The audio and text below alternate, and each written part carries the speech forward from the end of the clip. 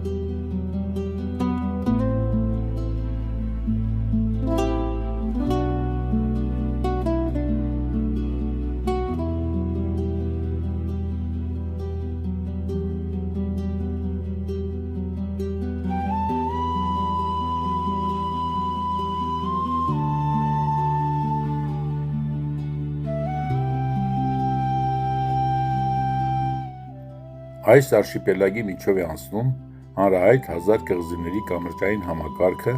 որն իրար է միացնում երկու հարևան երկրները։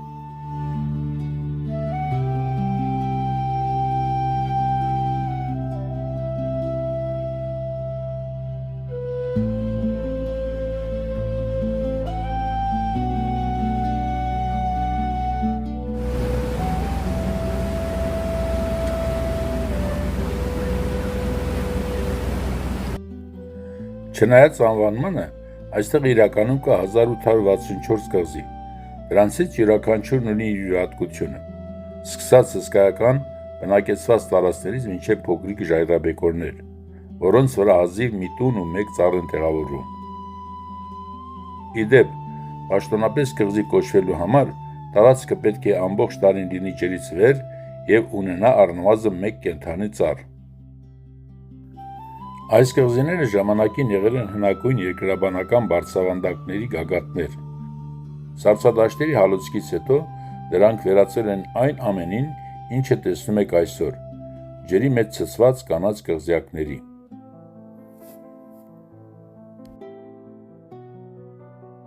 Տեղաբնիկ իրոկես ցեղերը այս վայրն անվանում էին Մանատոնա,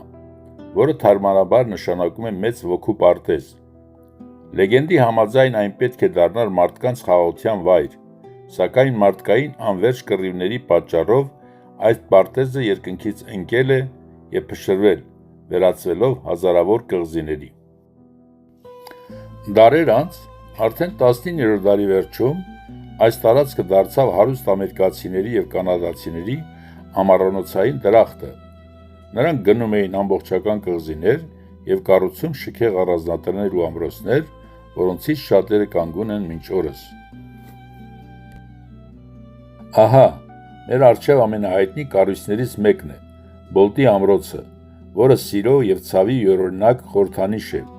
Այն կառուցվել է որպես նվեր սիրելի կնոջը, սակայն նրա անսպասելի մահից հետո շինարարությունը դադարեցվել է և ամրոցը երկար տարիներ մնացել է լքված ու անավարտ։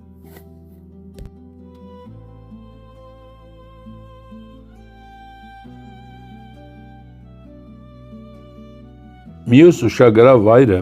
Զինգեր ամրոցն է, շոտլանդական ոճով կառուցված մի շինություն, լի գաղտնի անցուղիներով ու թաքնված սենյակներով։ Ի դեպ, կառույցի հեղինակը հանրահայտ կարի մեքենա արտադրող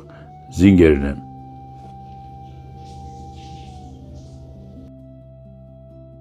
Իսկ փոքրիկ Զավիկոն կղզու կամուրջը հաճախ անվանում են աշխարհի ամենակարճ միջազգային կամուրջը։ Այս ամբողջ բազմազանության մեջ առանձնանում է մի փոքրիկ հրաշք, բավարար տարածք կոչվող կղզին։ Այն ունի ընդամենը 300 քառակուսի մետր տարածք, որտեղ տեղավորվել է ընդամենը մեկ տուն, մեկ ծառ և մի քանի աթոռ։ Տունը կառուցվել է 1950-ական թվականներին որպես հանգստյան վայր, իսկ այսօր այն դարձել է աշխարհի ամենահայտնի փոքրիկ կղզիներից մեկը։ Տան շեմից անմիջապես սկսվում է ջուրը, սակայն այն եզակի վայրերից է, որտեղ բառացիորեն կարելի է ասել դու ապրում ես հենց գետի վրա։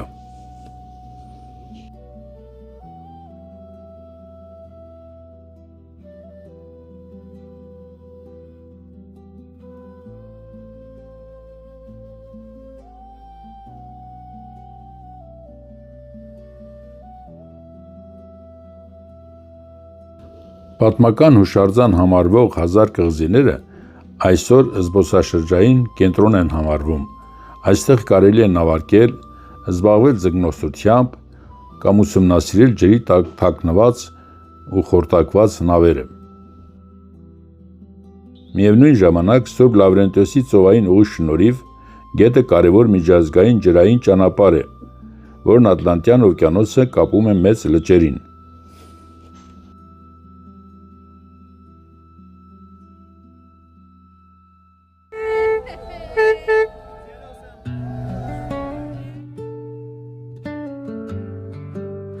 Նավի տախտակամածից նայելիս այս կղզիները թվում են ջրի վրա սփռված կանաչ թանկարժեք քարեր, բայց հիշեք, դրանցից յուրաքանչյուրի հետև մի ամբողջ պատմություն կա՝ սիրո, հարստության, ողբերգության և մեծ երազանքների մասին։